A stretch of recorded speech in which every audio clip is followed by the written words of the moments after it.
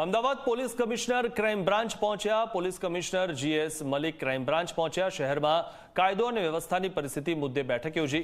કુખ્યાત ગુનેગારો સામે કરાયેલી કાર્યવાહી અંગે બેઠકમાં ચર્ચા થઈ। બેઠકમાં શહેરના તમામ ઉચ્ચ અધિકારીઓ હાજર રહ્યા છે।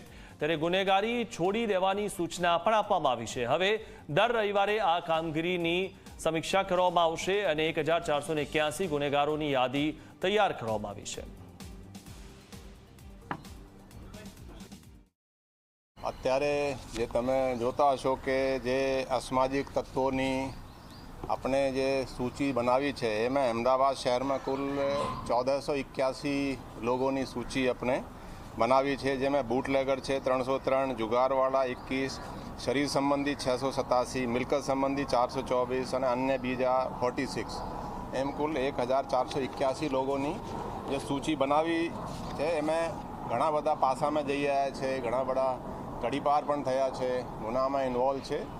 તો આમ તમે જુઓ છો તો છેલ્લા 1.5 વર્ષથી થોડો સમય મને થયો છે, તો કોઈ એવા સેન્સેશનલ ક્રાઇમ નહીં જો આપણે સોલ્વ નહીં કરી શક્યા। ક્રાઇમ બ્રાન્ચ છે, તમે જુઓ તો ખાસા સારા કામગીરી કરી છે।